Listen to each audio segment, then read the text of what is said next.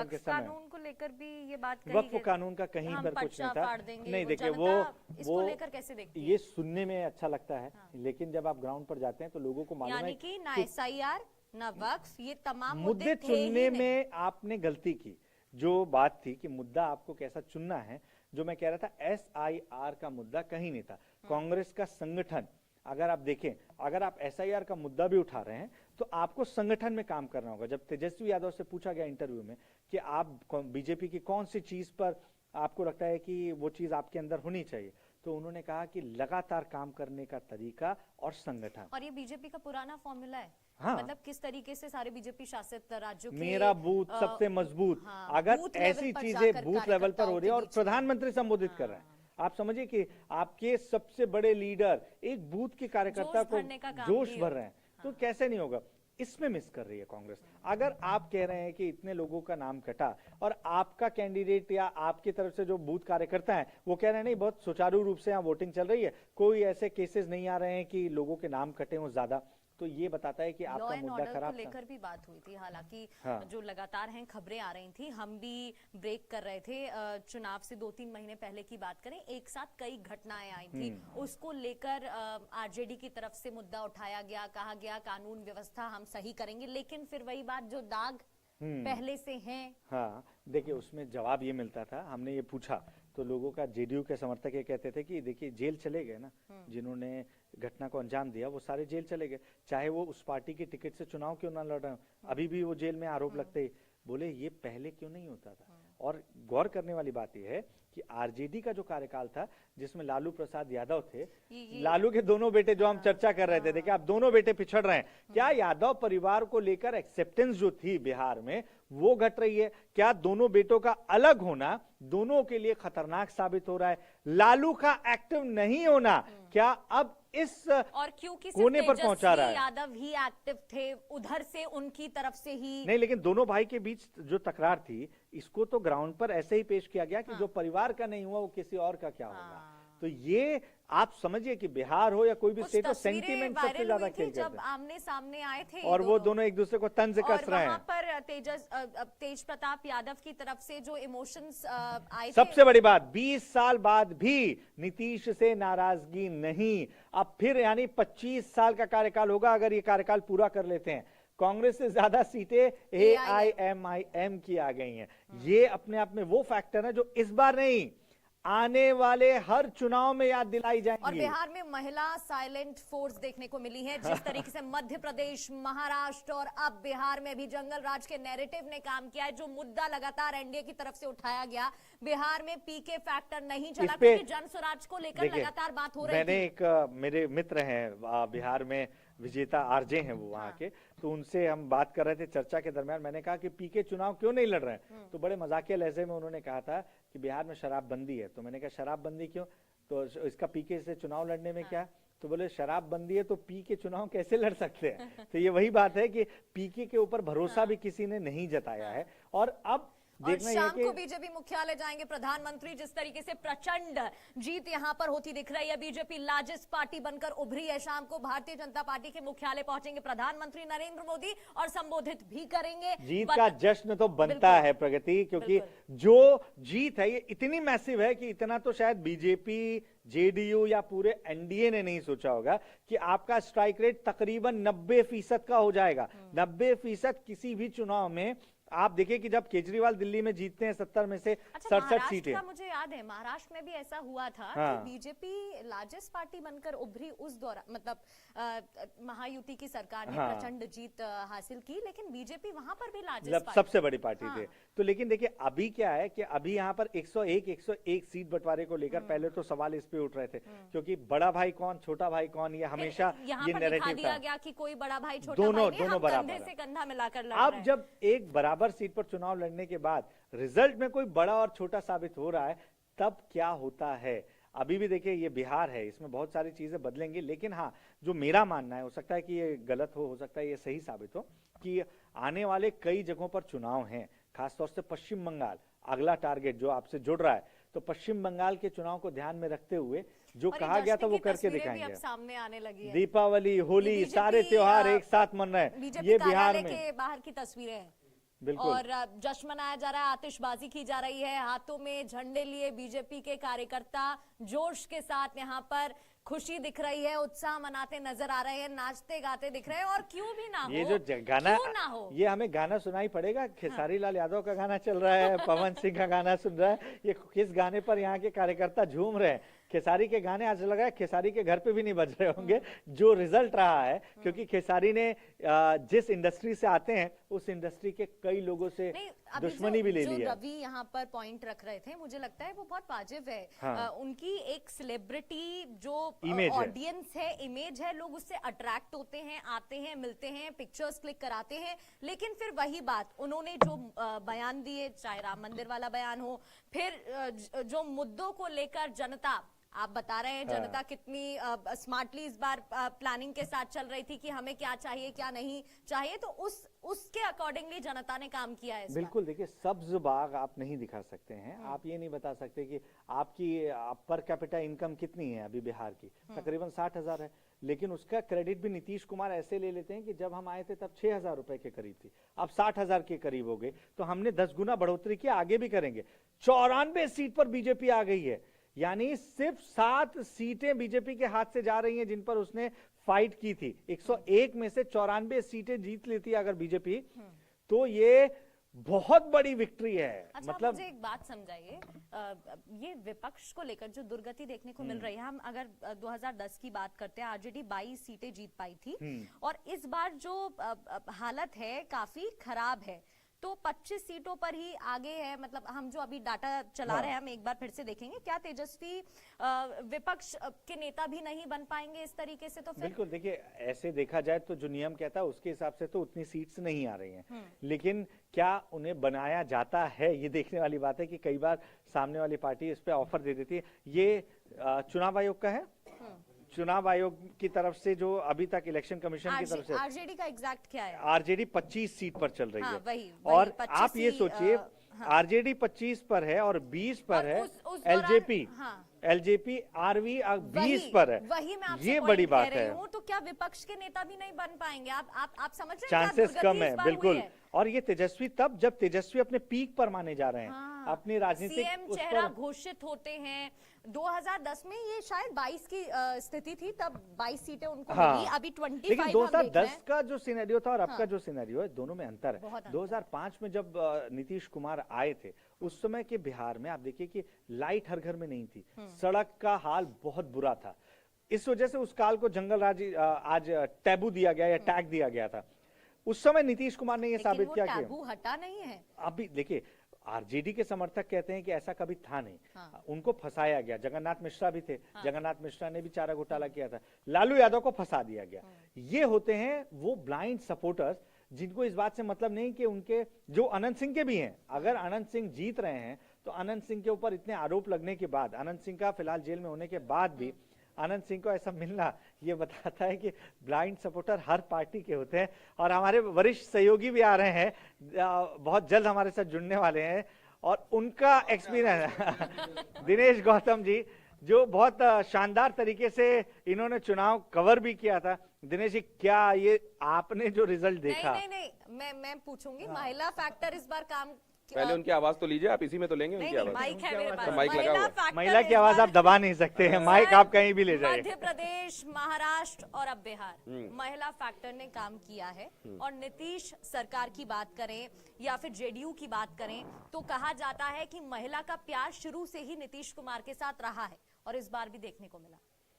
ये अचानक नहीं हुआ एक्चुअली, इसलिए कई राज्यों में तो आपको ये दिखाई देता है कि चुनाव आते हैं, करीब आते हैं तो घोषणाएं होती हैं, लेकिन ज्यादातर बीजेपी शासित राज्यों की तरह, क्योंकि प्रधानमंत्री नरेंद्र मोदी ने कई बार ये बात स्पष्ट की है कि वो युवा पर ध्यान दे रहे हैं, वो महिलाओं पर ध्यान दे रहे हैं, वो किसान पर ध्यान दे रहे हैं। कई बार उन्होंने कहा कि हमारा फोकस ग्रुप ये सभी हैं।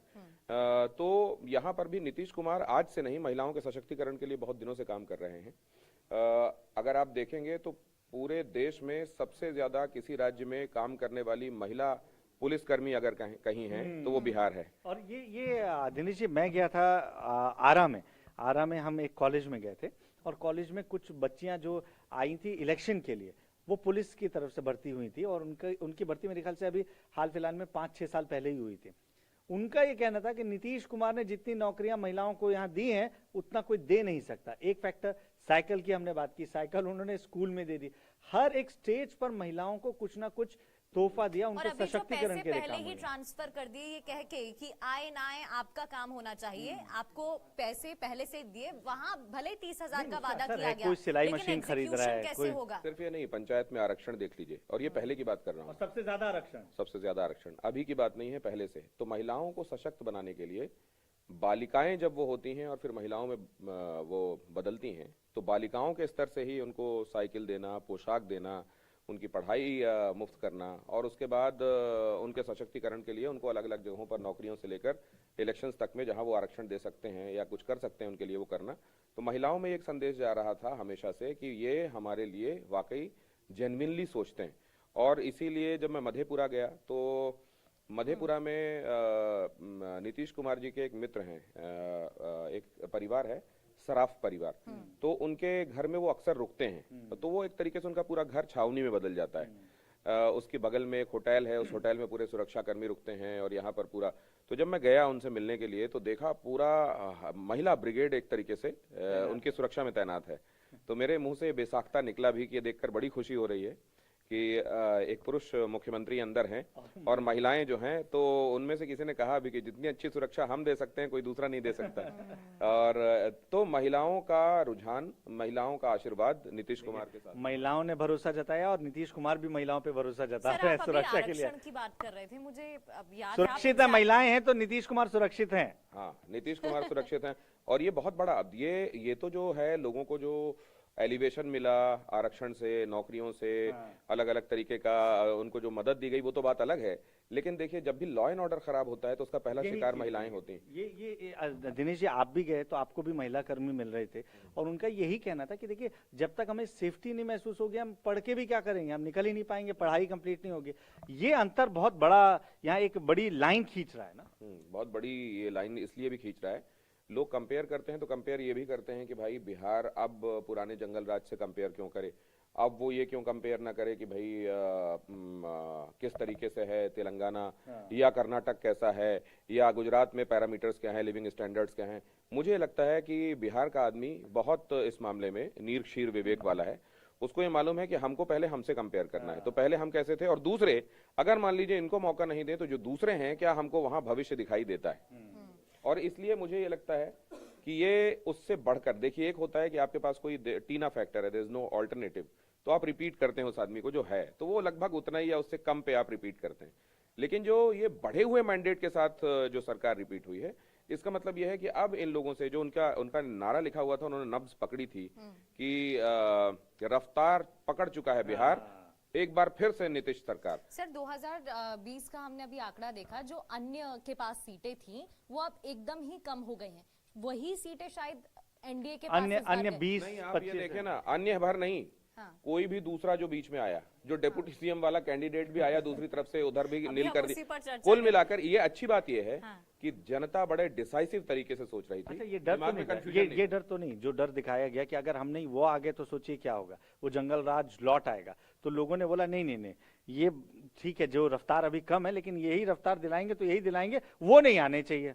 इनके चुनाव प्रचार ने कुछ हद तक इस थ्योरी को और प्रोपोगेट करने में मदद कर दी।